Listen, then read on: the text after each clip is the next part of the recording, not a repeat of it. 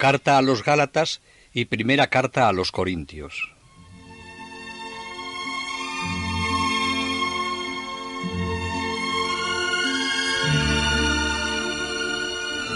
Ante la información de lo que estaba sucediendo en las comunidades de Galacia, lo primero que hizo Pablo antes de tomar una decisión fue convocar a todos sus colaboradores: Timoteo y Tito, Síquico y Trófimo de Éfeso, Gayo y Aristarco de Macedonia, Sóstenes y Erasto de Corinto, Gayo de Derbe y Epafras de Colosas. Todos ellos hombres comprometidos en la gran empresa de difundir el Evangelio. Antes de escribir la carta a los Gálatas, Pablo quiere compartir con sus íntimos sus inquietudes. La carta que dirigió a los Gálatas debió redactarla entre los años 54 y 55. En la carta se percibe la personalidad apasionada del apóstol, el pensamiento fundamental que recorre la carta, en las razones bíblicas en que se apoya y en las formas de expresión. Parecería como un esbozo de la carta que más tarde escribiría a los romanos. Y en la forma apasionada es precursora de la segunda carta a los Corintios. Dos grandes temas determinan el contenido de la carta. Primero, el tema personal acerca de la legitimidad de su apostolado. Segundo, el tema real de su evangelio de la justificación por la fe. Ya desde las primeras palabras de saludo de la epístola, ofrece los dos ejes en torno a los cuales gira toda ella: la confirmación de la autoridad apostólica de Pablo y la eficacia de la redención universal cumplida por Jesucristo. De esta forma, desde el comienzo de la carta, el apóstol sale al paso de los errores que difundían los judaizantes, que negaban su autoridad y querían mantener la necesidad de la circuncisión y demás observancias judaicas. La primera parte es una apología y una defensa de su apostolado. Pablo se opone con todas sus fuerzas, como lo hará también en la segunda carta a los Corintios, a ser contado entre los apóstoles de segunda generación, a ser considerado como un discípulo de los apóstoles. El fundamento de su autoridad apostólica es la vocación recibida directamente de Jesucristo. Por eso dice que él es apóstol no de parte de los hombres, sino por obra de Jesucristo y de Dios su Padre.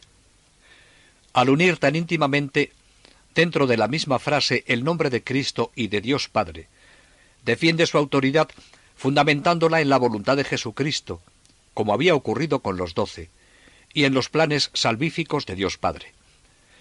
Se reconoce, por tanto, dotado por el Espíritu Santo de los mismos derechos de los 12. La impugnación que le han hecho acerca de su apostolado ha obligado a Pablo a manifestar la conciencia que tiene de su vocación, y desde ahí expone los motivos teológicos en que se apoya para manifestarnos su profundo conocimiento del misterio de Cristo. Hay algo grandioso en esta conciencia inquebrantable de su acción apostólica. Bastan algunos párrafos de su carta para comprobarlo. Pablo, apóstol no por los hombres ni por la autoridad de hombre alguno, sino por Jesucristo y por Dios Padre, que le resucitó de entre los muertos. Y todos los hermanos que están conmigo, a las iglesias de Galacia, os deseamos gracia y paz de parte de Dios nuestro Padre, y de Jesucristo el Señor, que se dio a sí mismo por nuestros pecados, para librarnos de este mundo perverso, según la voluntad de nuestro Dios y Padre. A Él la gloria por los siglos de los siglos. Amén. Estoy sorprendido de que tan rápidamente desertéis del que os llamó por la gracia de Cristo, y os paséis a otro evangelio, que no puede haber otro, sino que hay algunos que os alarman y quieren deformar el evangelio de Cristo. Pero si se diera el caso de que nosotros, o un ángel venido del cielo, os predicase un evangelio distinto del evangelio que os hemos predicado, sea maldito. Como ya dejamos dicho, también ahora vuelvo a decir: si realmente alguno os predica un evangelio distinto del que recibisteis, sea maldito. Pues, ¿quiero ahora ganarme el favor de los hombres o el de Dios? ¿O estoy buscando agradar a los hombres? Si todavía quisiera agradar a los hombres, no sería esclavo de Cristo. Una de las acusaciones que hacían contra Pablo era que para facilitar la conversión al cristianismo buscaba agradar a los hombres, y por ello no exigía a los gentiles la circuncisión. La única actitud de Pablo era servir a Cristo cumpliendo la voluntad de Dios, sin cuidarse del favor de los hombres. Para San Pablo, como comenta San Juan Crisóstomo, vivir del amor de Cristo era la vida, el mundo, el cielo, el bien presente, el reino, la promesa, el bien inconmensurable. Fuera de esto, no se preocupaba de considerar las cosas en tristes o alegres, ni juzgaba agradables o desagradables, ninguna de las cosas que posee en este mundo. Pablo puede afirmar con toda verdad que no le importaba que hubiera quienes no le comprendieran, incluso rechazaran su doctrina. Tenía buena experiencia de la oposición que a veces ofrecían sus oyentes frente a las exigencias del Evangelio. Pero esto no le llevó nunca a desvirtuar la realidad de la cruz para facilitar la verdad que anunciaba. Además, sabía que el seguir a Cristo le había acarreado la enemistad y la persecución de parte de los judíos. Esta actitud de Pablo es todo un ejemplo de cómo vencer el respeto humano en una sociedad secularista que no solo quiere ignorar a Dios, sino en algunos sectores intenta hacer desaparecer cualquier signo que indique su presencia. Pablo sigue argumentando en defensa de su apostolado.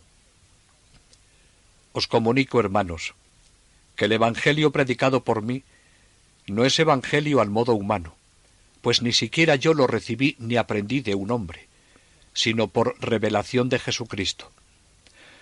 Pues oísteis hablar de mi conducta en otro tiempo en el judaísmo, que perseguía encarnizadamente a la Iglesia de Dios y quería exterminarla, y hacía más progresos en el judaísmo que muchos compatriotas de mi edad, siendo enormemente celoso de las tradiciones.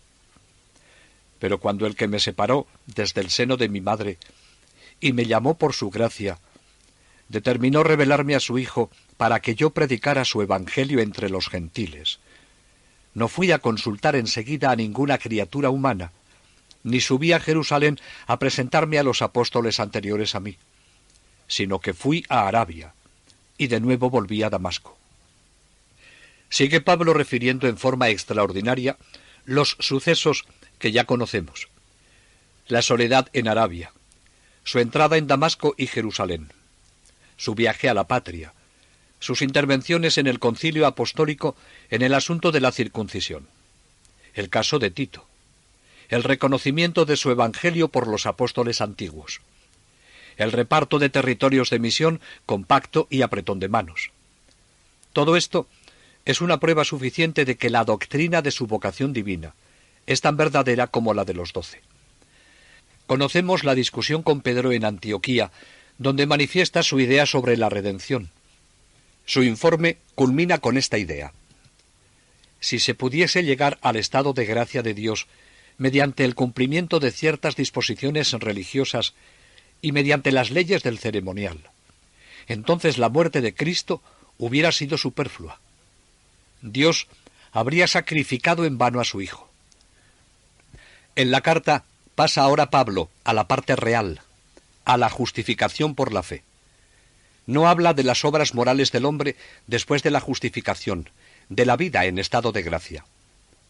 La cooperación humana y el carácter meritorio de la conducta moral sobre la base del estado de gracia una vez existente es evidente en toda su doctrina y en sus presupuestos fundamentales. Pablo en ninguna parte enseña un quietismo pasivo. En la polémica con sus adversarios, trata de la justificación que se hace la primera vez, del renacimiento del hombre, de la apropiación de la salvación y de la obra de la redención en el alma, en particular del tránsito del estado de pecado al estado de gracia. Esto es únicamente obra de Dios, por la muerte expiatoria de Cristo, sin ninguna cooperación propia del hombre, sin ningún acto moral propio como causa o condición de la gracia, a excepción del acto de fe acompañado de amor y arrepentimiento, el cual está también impulsado por el Espíritu Santo.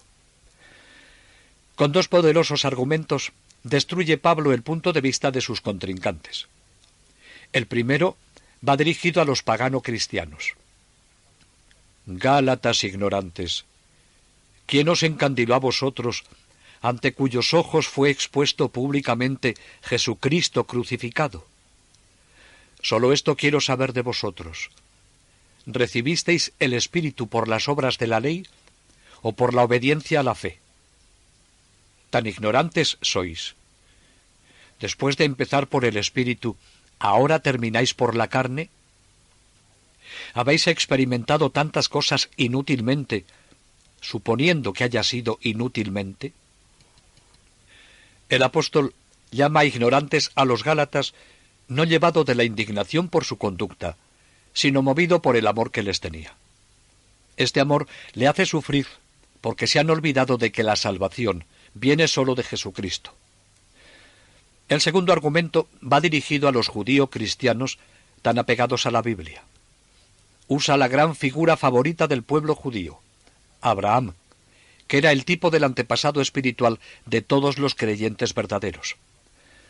Las promesas que se le dieron no están relacionadas con la ascendencia carnal, la herencia o lazos de sangre. La salvación prometida a él no es el derecho preferente de una raza, sino es un bien general para toda la humanidad, tan universal como la propia Iglesia. En él señala el camino para todos los tiempos, la fe. La ley tenía en un principio un carácter transitorio, un valor pedagógico para los años de menor edad espiritual. Pero ahora ha llegado la plenitud de los tiempos. La humanidad ha salido ya de la escuela elemental y ha ingresado en la alta escuela de Cristo, en la cual ya no hay diferencia entre judíos y paganos, griegos y no griegos, señores y vasallos, hombres y mujeres. La idea de la libertad que Pablo mantiene en la carta es un canto a la alabanza al propio dominio de Dios, que a nosotros los cristianos nos ha proporcionado una esfera de libertad objetiva e imperecedera. En la comunidad con Cristo, Pablo posee parte de un mundo superior que le permite reconocer sin reservas la presión que sobre nosotros ejercen las circunstancias externas de dependencia, y a pesar de todo, conseguir una completa superioridad sobre ellas. La libertad cristiana que Pablo anuncia fuerza al hombre a una constante actividad. Le coloca en una sana tensión entre el poder de la fatalidad de este mundo presente y las fuerzas del mundo futuro. Para San Pablo se llega a ser libre comprendiendo por medio de la fe la libertad que ha conquistado Cristo. La libertad cristiana es liberación del yo y unión con Dios. Pablo había escrito a los Gálatas: Cristo nos ha conducido a la libertad, hermanos míos, y estáis destinados a la libertad. El más libre entre los libres es el que se ha desembarazado de su propio yo, y con Pablo puede decir: ya no vivo yo, es Cristo quien vive en mí. Por medio del sacramento del bautismo, nos hemos unido a Jesucristo con una unión que supera con mucho la simple unión del afecto. Hemos sido crucificados con Él, muriendo con Él al pecado para resucitar a una nueva vida. Esta nueva vida exige un modo nuevo de actuar, sobrenatural, que va afianzándose con la ayuda de la gracia, y perfecciona el comportamiento del hombre, que ya no es así puramente natural. La vida en Cristo, de la que habla San Pablo, no es sólo sentimiento, sino una verdadera realidad de la gracia, ya que, como muy bien se ha escrito, el alma de Pablo estaba entre Dios y su cuerpo. El cuerpo vivía y se movía por acción del alma de Pablo, pero su alma vivía por obra de Cristo. Por esto, hablando de la vida de la carne que él mismo vivía, dice: la vida que ahora vivo en la carne. Pero en relación con Dios, era Cristo el que vivía en Pablo. Y por esto dice: vivo en la fe del Hijo de Dios, por la cual habita en mí y me mueve. Por eso puede decir: para mí, vivir es Cristo. Todo esto es consecuencia del amor de Cristo, que se entregó voluntariamente a la muerte por cada uno de nosotros. Lo mismo que San Pablo, podemos descubrir mediante la fe que la pasión de Cristo nos afecta personalmente. Y de la fe brotará el amor que tiene la fuerza de conseguir la unión. Si amamos a Cristo, nos unimos a Él, viviremos por Él de una manera tanto más profunda, cuanto más profundo es el amor. Después de abatir a sus adversarios con la contundente argumentación, de pronto se vuelve tierno como una madre y manifiesta sus sentimientos. Hijos míos, a los que vuelvo a dar a luz entre dolores, hasta que Cristo se forme en vosotros. Querría estar ahora presente entre vosotros y adaptar mi lenguaje, porque me tenéis desorientado. Pablo sabe emplear la palabra oportuna en cada momento. Unas veces habla con una lógica y energía férrea, y en otras muestra la ternura de una madre. Después de una pausa, Pablo les dice: respecto de Jesucristo, ni la circuncisión ni la incircuncisión valen nada, sino el ser una nueva criatura. Y sobre todos cuantos siguieren esta norma, venga paz y misericordia como sobre el Israel de Dios. Por lo demás, nadie me moleste en adelante, porque yo traigo impresas en mi cuerpo las señales del Señor Jesús. La gracia de nuestro Señor Jesucristo sea, hermanos, con vuestro espíritu. Amén. En esta carta entona Pablo el cántico de la cruz, que desde entonces ya nunca deja de repetirse en la Iglesia. Salve, oh cruz, única esperanza. La cruz es el gran misterio, en el cual resume Pablo todo lo que está en oposición con el mundo. El sello de su apostolado lo tiene bien visible en su cuerpo en las heridas que recibió en Listra al servicio de Jesús, porque bien sabían los Gálatas del sur de dónde procedían aquellas señales. Esta carta magistral hay que leerla entera y despacio. En ella muestra cómo dio a luz para Cristo, entre dolores, a sus queridos Gálatas.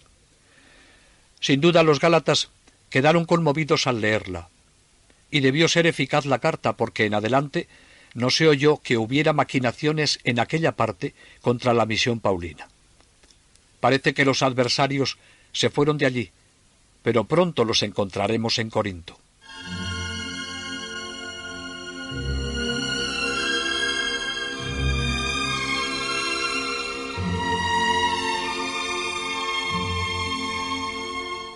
La solicitud de Pablo se concentraba sobre todo en la comunidad de Corinto, una de sus más bellas conquistas, agitada ahora por fuertes vendavales. Mientras Pablo estuvo en Corinto, con el poderío de su espíritu pudo mantener a la comunidad en su altura moral e imponer el orden. 4 años habían pasado desde entonces y la vida de la comunidad había cambiado. Las primeras noticias que recibió Pablo de lo que estaba ocurriendo en Corinto le llegaron a través de unos enviados de Cloé, la rica convertida de Cencreas. Le contaron que había discordias, desórdenes, pendencias e inmoralidades. La ligereza griega y el apego a más amplia libertad habían traído un estado de cosas que antes había sido desconocido en la Iglesia. No había ninguna ciudad griega sin partidos ni grupos. Se desunían por las cosas más frívolas. Pablo, como primera medida, envió allí al joven gálata Timoteo, como cofundador que era de la comunidad, para poner orden en aquella situación que tanto sufrimiento le producía, y para que recordase a los corintios las doctrinas fundamentales de la fe y de la moral. Pero no consiguió nada. Otros viajeros vinieron a informarle que, aunque menos violenta, la tempestad seguía, y su relato fue confirmado por Apolo, el sabio alejandrino que acababa de llegar a Éfeso, deseoso de conocer al gran propagador del Evangelio. En la comunidad de Corinto se habían formado 3 grupos. El primer grupo se adhería a Apolo, y parece que fue el mismo Apolo el que sin intención había provocado aquella situación difícil.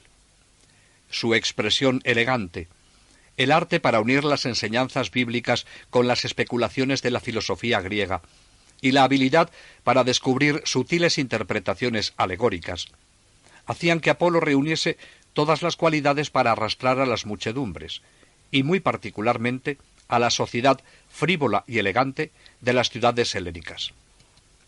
Pronto se vio rodeado de fanáticos admiradores, los cuales, para exaltar a su ídolo, necesitaban rebajar todo lo demás. Tanto Pablo como Apolo tenían de común un ardiente entusiasmo por Cristo, pero su modo de ser era distinto. En verdad contrastaban mucho sus discursos floridos y luminosos con el estilo sencillo y familiar de Pablo. A las críticas que los seguidores de Apolo hacían a Pablo, contestaban los defensores de éste con gran viveza. Un segundo grupo se formó al verse reforzado el elemento judío de la comunidad, al desembarcar en el puerto de Cencreas judío-cristianos que afectaban ser personas distinguidas, los cuales mostraban cartas de recomendación de los antiguos apóstoles. Quizá habían sido bautizados por Pedro. Se gloriaban de su amistad personal con él y despreciaban a Pablo como apóstol ilegítimo y de segundo orden. Decían que era el menor de los apóstoles y que no era seguro que hubiera visto a Cristo. Oponían la autoridad de Pedro, príncipe de los apóstoles, que había vivido en la intimidad con Jesús, con la de Pablo. Pronto aquellos judío-cristianos, al grito de combate, «Yo estoy por Cefas», habían reunido un grupo considerable. Pablo no duda un momento de que Pedro no sabía nada de este abuso de su nombre, y sólo sabe hablar con veneración de él. Pero el que se valiesen del nombre del príncipe de los apóstoles contra su propio apostolado, confiado por Cristo, lo sintió como un golpe contra el mismo Cristo, de quien los dos eran fieles apóstoles. Y como si esto fuera poco, apareció otro grupo, inspirado sin duda por los judaizantes, que se jactaba de seguir sencillamente la doctrina de Cristo sin necesidad de intermediarios. Y decían, «Yo estoy por Cristo». Aquí no se trataba de ninguna frivolidad. Quien se vale del maestro contra los discípulos se rebela en esto contra el orden eclesiástico. No hay ninguna separación entre Cristo y la Iglesia, entre Cristo y los apóstoles. Estos extravagantes amigos de Cristo habrán sido también los que se creían elevados sobre toda atadura moral por una ascética superior. Rechazaban el matrimonio. Negaban con un espiritualismo exagerado la resurrección corporal de los muertos. Sólo cultivaban la experiencia personal y presentaban la cruz, forma permanente de la vida cristiana, como una locura. Y con aquella adhesión ciega de los griegos a los maestros famosos, cada grupo defendía apasionadamente a su jefe. No es raro que Pablo les escribiese estas palabras. «Oigo que no cesáis de clamar entre vosotros, yo soy de Pablo, yo de Apolo, yo de Cefas, yo de Cristo». ¿Es que Cristo está dividido? Así estaban las cosas en Corinto. Pablo sabe que hay que actuar rápidamente. Por eso escribe una carta a la comunidad. Y Pablo, cuando emprende una cosa, procura presentarla de un modo claro, que todos puedan entenderla. Sabe elevar incluso la mezquindad de espíritus pequeños a la altura de una gran idea. Precisamente había venido con Apolo Sóstenes, el antiguo presidente del consejo de la sinagoga, el cual, ganado para Cristo por Apolo, es elegido para ser intermediario entre Pablo y Corinto. Sóstenes debe, juntamente con Pablo, defender y firmar la carta, lo que prueba que Pablo y Apolo estaban de acuerdo. Esto debían saberlo también los corintios. Pablo hubiera querido enviar a Corinto a Apolo como intermediario, pero él no aceptó ir en estas circunstancias. En el nuevo aposento de Áquila, el Espíritu de Dios inspira al apóstol. Este dicta y Sóstenes escribe. Los 4 primeros capítulos tratan de las divisiones en la comunidad y su profunda causa, la estima exagerada de lo puramente humano y personal, la falta de discernimiento sobrenatural, la soberbia espiritual, el esfuerzo por conseguir una vacía sabiduría verbal. No se trataba de verdaderos cismas, puesto que todos los fieles acataban la autoridad del apóstol y celebraban juntos la Eucaristía. Pero las discusiones y rivalidades ponían en peligro la caridad, y la misma fe podía peligrar. Para uno de los partidos, la personalidad de Pablo ha sido ensalzada con exceso. Dicen que no es ni un filósofo, ni un artista, ni un buen orador. Sin embargo, reconocen su autoridad como testigo de Cristo. Y Pablo puede hablarles todavía con acentos en donde la severidad se mezcla con el afecto. No os escribo esto para sonrojaros, sino para amonestaros como a mis hijos queridos. Pues aunque tuvierais 10.000 pedagogos en Cristo, no tenéis muchos padres, pues en Jesucristo, mediante el Evangelio, yo os engendré. Una y otra vez les advierte acerca de la sabiduría humana frente a la sabiduría de Dios. Después de su experiencia en Atenas, había comprendido que ni la filosofía, ni la elocuencia, ni los artificios del lenguaje convertirían al mundo. Dios ha declarado locura la sabiduría del mundo, y lo que el mundo tiene por loco, lo ha elegido Dios para confundir a los sabios. Bastantes veces habla Pablo, con giros siempre nuevos, acerca de la inutilidad de la sabiduría mundana para fundamentar y profundizar la fe sobrenatural.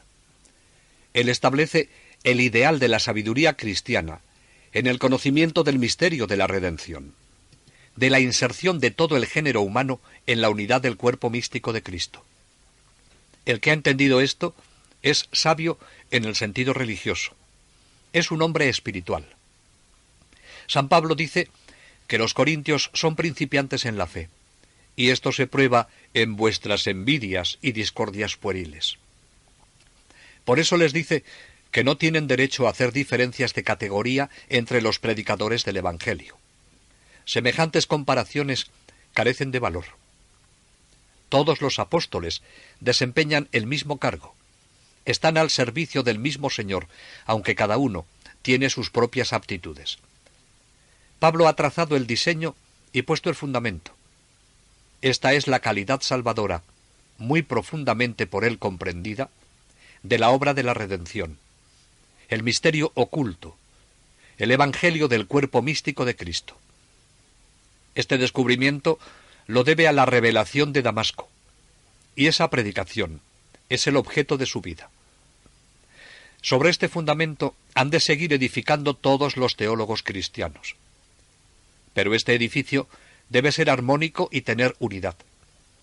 Él dice que hay arquitectos hábiles que levantan un edificio digno de Dios, y oficiales chapuceros que sobre buena roca siguen edificando con barro y pajas y ligeras maderas que tratan de revestir con buena fachada. Pero el día del juicio final, Dios pondrá de manifiesto las intenciones y juicios de los hombres. Pablo no se irrita contra Apolo, que sin él quererlo se había visto al frente de una escuela, y así dice: yo planté, Apolo regó, pero de Dios vino el crecimiento. Les dice con toda claridad que el reino de Dios no consiste en discursos, sino en realidades. Pablo no reprocha el sistema de Apolo, que trataba de fundamentar la verdad evangélica filosóficamente, aunque en ello no hallase un sabor excesivo. El juzgar esto lo deja en manos de Dios. Pero él tiene claro que hay que poner el fundamento de la fe cristiana sobre el único fundamento, Cristo. Por eso tiene tanta seguridad. Una seguridad que se refleja por una parte en la objetividad de la salvación cristiana, mirando el hecho histórico del crucificado.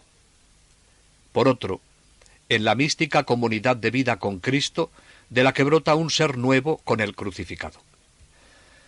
Por más razonador que sea Pablo, sabe que lo más precioso está por encima de todo razonamiento, que el mundo de lo divino, tal como está reflejado en Cristo, debía tener una disposición de espíritu completamente distinta de la que había tenido hasta entonces.